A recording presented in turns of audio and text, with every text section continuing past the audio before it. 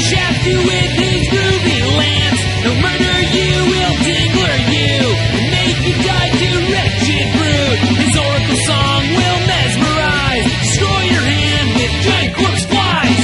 He'll end you with a crashing blow, infamous Neo. Hey there guys, I'm going to be starting a new series of videos. This one I'm going to be calling my Advanced Play Guide. We're not talking the highest level, top tier echelons of play. This series is going to focus on newer players, and by newer players I mean not people who are fresh out of the gates. We're going to assume you have some mechanical knowledge of the game. You play the game a bit, you know. We're just going to take that knowledge, we're going to expand that knowledge, and hopefully allow you to make better plays because of it. Today we're going to be talking about quick actions and quick effects. This game has two types of effects and two types of spells. The first type is the basic action. These spells can only be played in your main phases, so either your first main phase or your second main phase, and basic effects can also only be used in your first main phase or second main phase. You can see it on a troop when it has a basic effect. You can see that big basic right there telling you that it's a basic effect. Anything that doesn't have that basic tag is usually going to be a quick effect. The other type, of course, is a quick action and a quick effect, like Wind Whisperer and Burn here. Quick actions can be used anytime you want, anytime you have priority. So they can be used in your main phase, in your combat, in your end phase, or even in your opponent's turn. As long as you have priority, you can use a quick action or quick effect anytime you like. Now there are different types of quick action. Obviously Burn here deals 2 damage to target champion or troop, and Wild Aura here gives target troop permanent +2/+2 and crush. Wind Whisperer's effect is you can exhaust him and pay one resource and exhaust another target troop. One of the most easily overlooked things for new players is when to use your quick actions to give them the best effect. I see a lot of players slamming their Wild Auras in their main phase or whatever. Usually it's just going to be better to wait. Waiting does a lot of really good things for you. It allows you to see more of what your opponent's going to do. So if you see something you don't like, you can react to it instead of playing your card in your main phase and not having that answer when you need it. So if you wait, you get to see what your opponent does. It gives you more information, and more information is pretty much all the time going to allow you to make better plays. Sometimes it will be okay, maybe even right, to use your quick action in a way that isn't necessarily waiting, but most of the time it's going to be a case of waiting is the better option. Another hugely overlooked thing is that waiting to play your cards allows your opponent to make mistakes. Mistakes, like it or not, are a big part of the game. I'm sure you've lost games due to making mistakes, and I'm sure you've won them due to your opponent making mistakes, whether you noticed it or not. But it is a big part of the game, and making mistakes is, you know, one of the key factors in, you know, being outplayed or outplaying your opponent. That's what it means. You made better plays than your opponent. Maybe your opponent made some misplays. And waiting to use your cards, you know, it gives them the opportunity to do things that maybe will tip the game in your favor. Maybe they'll use all their resources so you can Wild Aura safely. Something like that. Maybe they'll play out a 2/2 and use all their resources so they don't have the Blood Aura to save their 2/2 when you burn it, for example. Generally speaking, if you're sat there wondering whether you should play it now or you should play it later, you know, just hold on to the card. Wait for an opportunity to present itself and play it when it feels like it's the best moment to play that card. We're going to take a look at some situations now in-game. We're going to take a look at Wild Aura, Burn, and Wind Whisperer in a game situation. We're going to look at the wrong ways to play them and potentially the right ways to play these cards. The situations themselves may not be ideal, but really we're doing this to highlight the quick actions, and well, most of the time it's going to be better to hold on and wait for that information and wait for the opportunity to arise where that quick action can really do its work.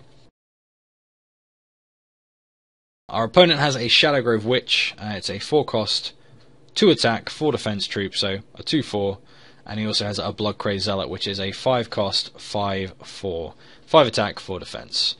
Our guy's a 4/4. We have a card called Wild Aura in our hands right now, and that's a 4-cost quick action, and its effect is target troop gets permanent +2/+2 and crush.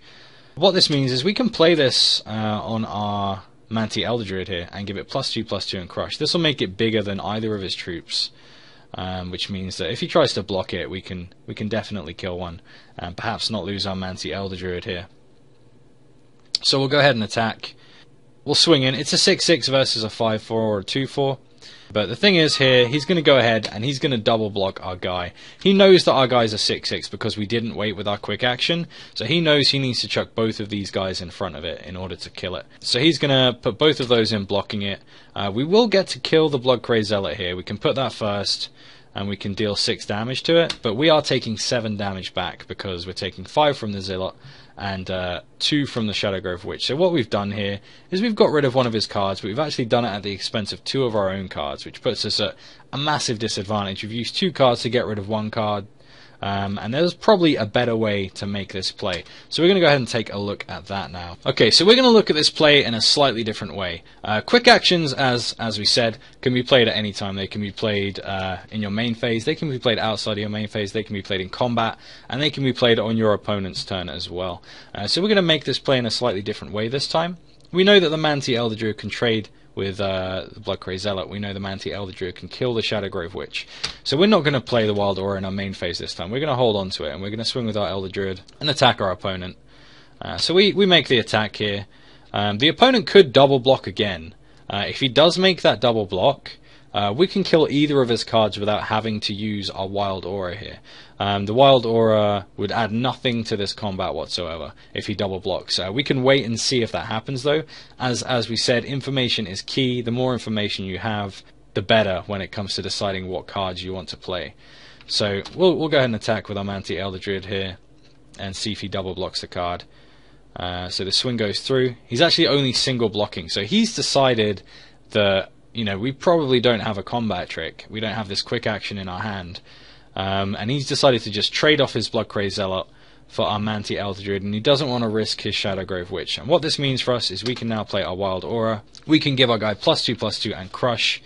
And how this changes things is that now obviously we have a 6/6 again, but he's only blocking with a 5/4 this time. So our guy will survive and his guy will die.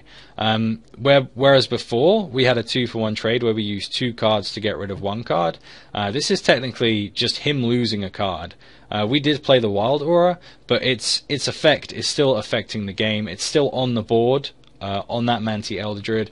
So we basically use no cards here, although we did play 1. The effect is still affecting the game. So we basically got a 0-for-1 trade there. So we get to kill a card and we don't lose any cards. We did lose a physical card, but the effect, as I say, of that Wild Aura is still very much in play. And again, if he had have double blocked there, we could have killed that without using the Wild Aura. So at this point, our Manti Elder Druid and the Bloodcrazed Zealot would be dead, but we'll still have that Wild Aura in our hand. So we would have got a 1-for-1 trade there instead of the 2-for-1 trade we got last time.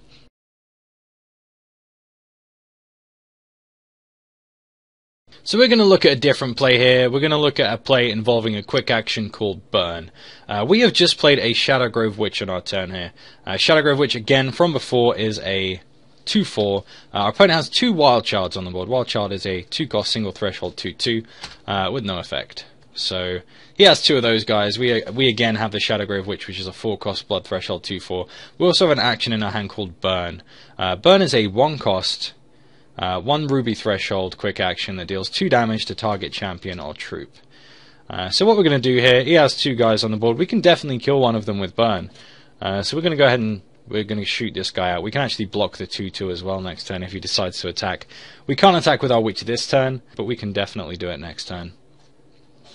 So we'll let him take his turn here. He picks up a card. And he's going to swing in here with his Wild Child. So we're just going to go ahead and block it with our 2/4. We've got a 2/4. He's got a 2/2. We can make this trade and be pretty happy about it. Let's see what he has. Okay, so he picked up a Wild Aura. Wild Aura, as you remember, is a 4-cost wild action, single threshold, and it gives target troop permanent +2/+2 and crush. What this is going to do, it's going to make his Wild Child a 4/4. Our guy's only a 2/4, so he can do 4 damage to our troop here, and we can only do 2 back to it. So that's actually going to kill our troop, and he's going to remain with a 4/4 on the board, which could kill us pretty quickly here. There is a better way to make this play, and we're going to talk about that now quickly as well. So same situation again here. We have just played a Shadowgrove Witch. We have a Burn in our hand, and our opponent has 2 copies of Wild Child on the field. This time, we're not going to play the Burn to kill off one of his Wild Childs. We're just going to hold it in our hand, and we're going to wait. he's going to take his turn. We obviously have the 2/4, he has the 2/2/2s, and he's going to draw a card here. Which will of course be the Wild Aura again, but this time we've held on to Burn. And because Burn's a quick action, we can play it any time in response to something not on our turn. And he's going to swing with both these Wild Shards. He knows he's got the Wild Aura here, so he can make either one of these guys a 4/4. When we block with our 2/4, he can make it a 4/4 and obviously kill off our guy. He'll have a 2/2 and a 4/4 on the board, so that's what he's thinking about doing. We're going to go ahead and make our block as last time. But this time, when he plays his Wild Aura, we're going to have a Burn ready for it. So he plays the Wild Aura, that goes onto the stack. This time, because Burn is a quick action, we can actually use it to respond to his Wild Aura. So we're going to play the Burn, targeting his Wild Child, before the Wild Aura resolves and gives it +2/+2. So we'll play that in response. This will resolve and deal 2 damage to his Wild Child. This does a couple of things. This obviously kills his Wild Child, but it also means that the Wild Aura no longer has a target. So the Wild Child is dead, the Wild Aura will resolve without a target, and it basically makes it fizzle. It makes the card have no effect. Because it no longer has a target, it's just a card he's played and he's got no use out of it. So what happened here is, for us, we just got 2 cards for the price of 1 card. We got rid of 2 of his cards, we got rid of his Wild Child and his Wild Aura, all for the low cost of 1 burn. So that is a big trade up for us. Last time we lost our Witch, we lost our burn, and he had a 4/4 on the field. This time he still has a 2/2, but we know now that he doesn't have Wild Aura. We've used that up, and next time we can obviously block that 2/2 and probably kill it. It's unlikely he'd draw into another trick. So again here, waiting to use your quick action until the optimal time gives you more information, and that information allows you to make better plays.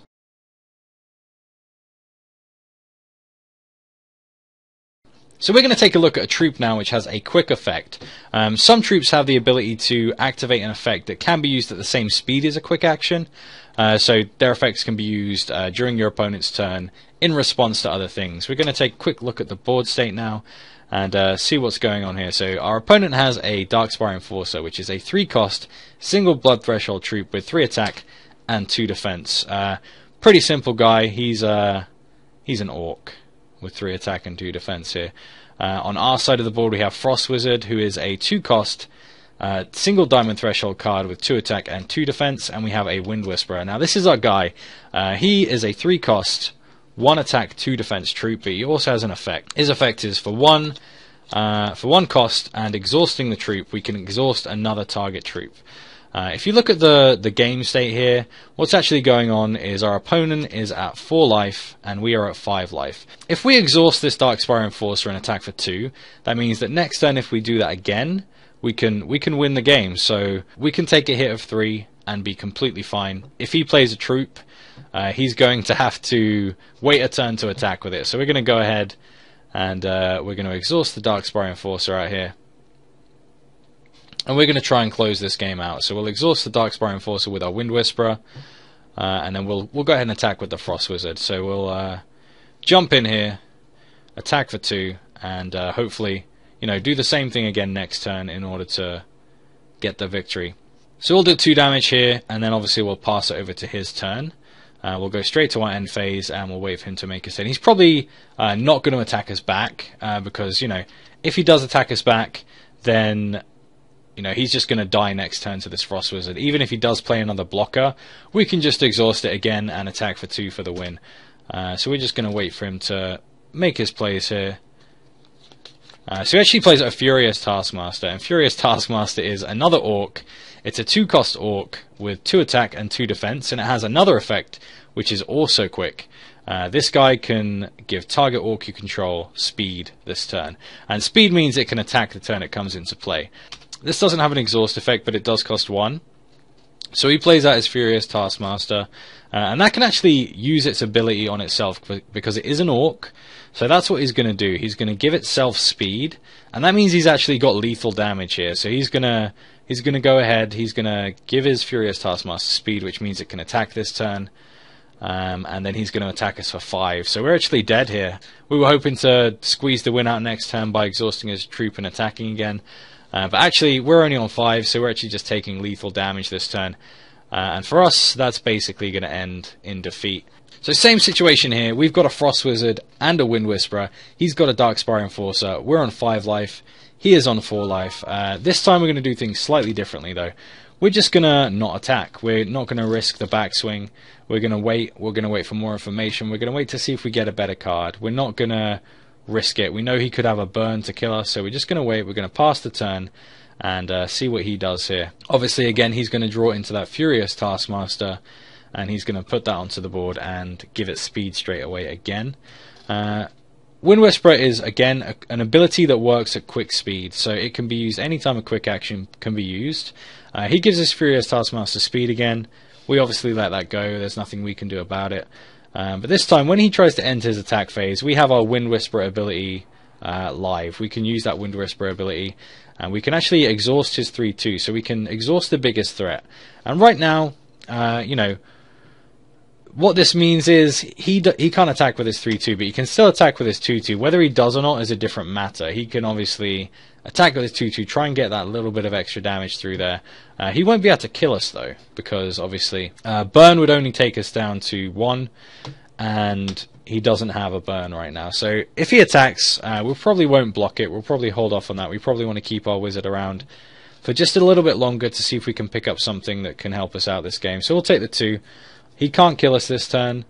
We could swing back for 2 next turn, completely unopposed. So basically the job of exhausting the Darkspire Enforcer was done on his turn instead. It did delay us a turn, but basically what this has done is it means we don't lose the game. Using it on our turn made us lose the game. It was a risk. It didn't pay off. We lost because he played a troop with speed. This time we're just going to take 2, which is certainly not enough to kill us. And we get an extra draw. We get to see what happens here. So we'll go ahead and see what we draw. And the card that comes off the top is a Diamond Aura. Diamond Aura is a quick action again. It's a 5-cost single threshold quick action, and it gives target troop you control permanent +2/+2 and steadfast. So this time we don't need to use the Wind Whisperer because obviously both his troops are exhausted. He decided to attack there. We actually have 3 damage on board. But with the Diamond Aura we actually have 5. So instead of us making a play that lost us the game, what's actually going on here is because we stopped him killing us, because we waited to use our quick effect, we're going to be able here to Diamond Aura our Frost Wizard and win the game. Even if we didn't top a Diamond Aura here and necessarily win this turn, we could actually, you know, potentially trade with the Furious Taskmaster next turn, keep the Darkspire Enforcer locked down with the Wind Whisperer, and maybe we'd have drawn another troop that turn to play, so we could have attacked for 2 and still had a blocker out, potentially a blocker which was much better at blocking than the Frost Wizard. So we're just gonna, you know, use that Diamond Aura, finish him off. But as you can see, waiting to use your quick effect is the better way to play. It gives you more information, it gives you more options, and more importantly, you can do things in such a way that gives you a bigger advantage in the game. Thanks for watching, and I'll see you next time. If you like what you see, be sure to